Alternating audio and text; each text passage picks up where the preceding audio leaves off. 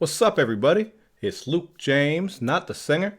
If you're looking to get your music reviewed, you can hit up this email that's right here. But today I'm going to hit you up with my thoughts and opinions on this project that comes to us from Benny the Butcher, and it is called Tana Talk 3. Now, Benny is a rapper who's coming out of Buffalo, New York, and he's a part of Griselda Records along with Westside Gunn and Conway. So while I am familiar with those two for the gritty shit that they make, I have never really heard too much from Benny. I did go back and revisit some of his past projects, just skimming through them, and I have heard him featured before, but this is the first time I really sat down with a full project of his, and god damn it, I am very impressed with what I heard here, and this has very quickly become one of my favorite projects of the year.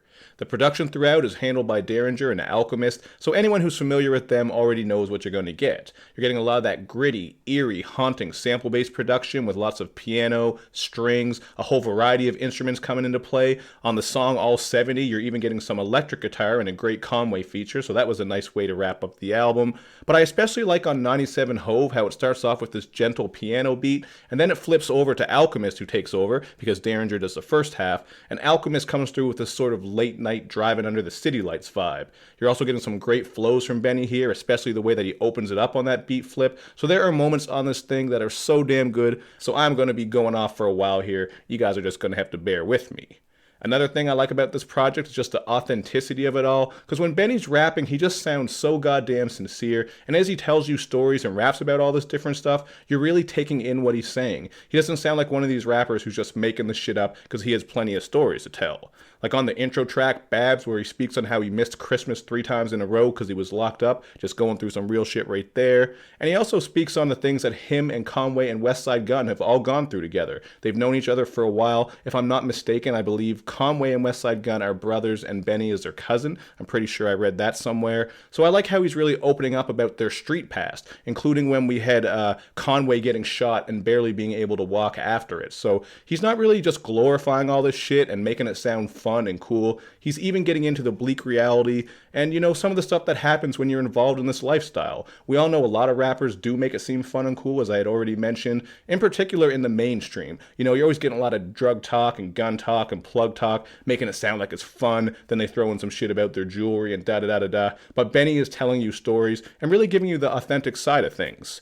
I especially like on Langfield and Rubber Bands and Weight, where he speaks on how the death of his brother has affected him. That was a moment that really struck me.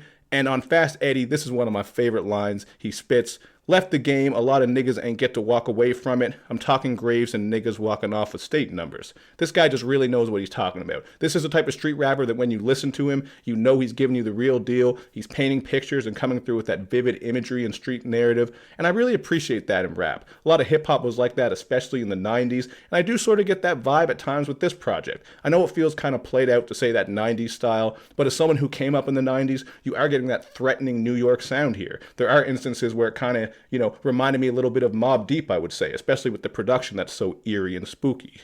Now, we are getting more of all this stuff that I love that I'm talking about on Scarface vs. Sosa Part 2. This is one of those beats that sounds especially evil, and I like the concept of this track where everything relates back to drug dealing. He's been through all that shit all his life, so now he's sort of tying that into the rap game and using that same hustle. He spits, "Street nigga, I lived through drug dealing and murders, so imagine what can happen when young niggas determined."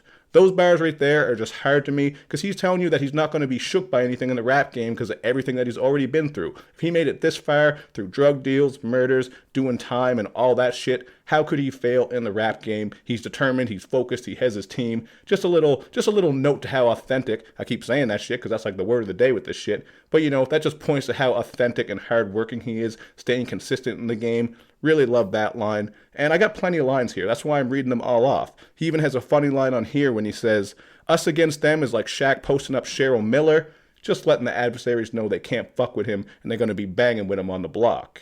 And coming back to the word of the day, authenticity, he speaks more on this on Joe Pesci 38, where he's speaking on the lack of authenticity in the rap game. This is something I also brought up, especially in the mainstream where you're not really believing half the shit that these rappers are saying, but he puts it in his own words when he says, "When they talk about the streets, it ain't that specific, so I'm a tad suspicious if it's fact or fiction.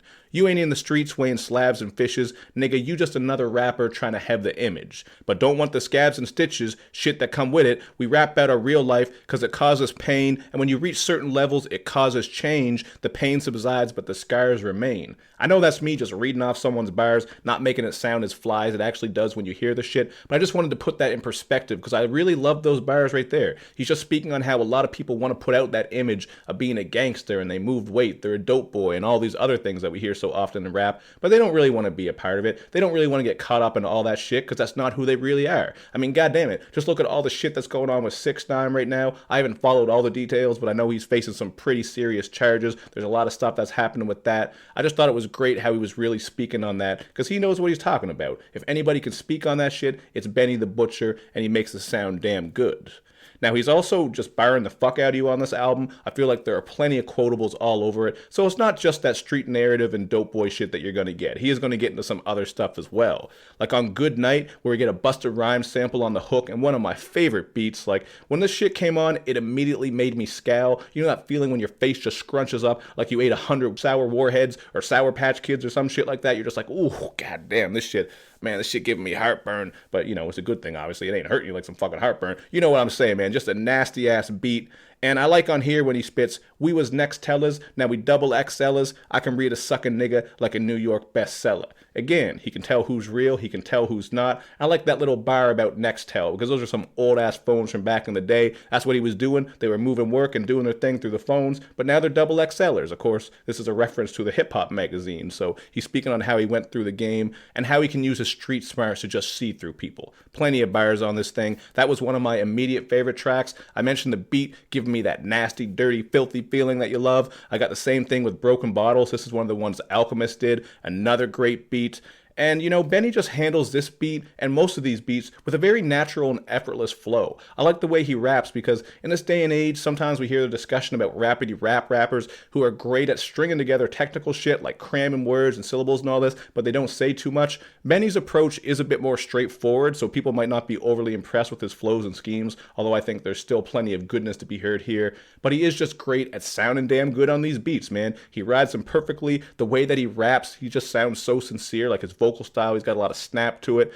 Really like the way he's rapping on here. Plenty of quotables, dope beats, street narrative, street wisdom, everything on here. And I'm going to go with a 4.5 out of 5, man. I know he's not really breaking the mold. I say that shit a lot. Like this is that typical threatening New York shit that you expect. But he does it so damn well. And I think this is one of the best street rap projects I've heard all year.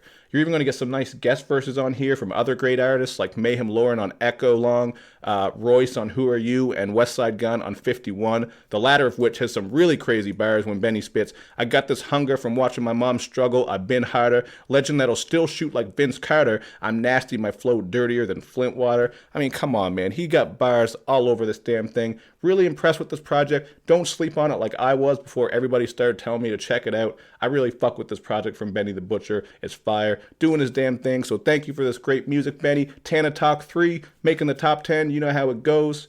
Thank you for watching, everybody. Make sure you do all that good YouTube and social media stuff. You know where I'm at. You know how I get down. You can check the podcast now on Spotify, iTunes, SoundCloud. Still on the YouTube page. Just look up the Luke James Podcast. I'm out here putting in work. You guys are making it work because you're supporting, and we are getting close to the year-end list. So you are going to see this on my top 10, top 20, top 30, whatever I'm going to do. I think I'm going to do a big list because of all the great projects out there. But either way, stay tuned. It's coming up. Thank you for watching, and I will see you next time.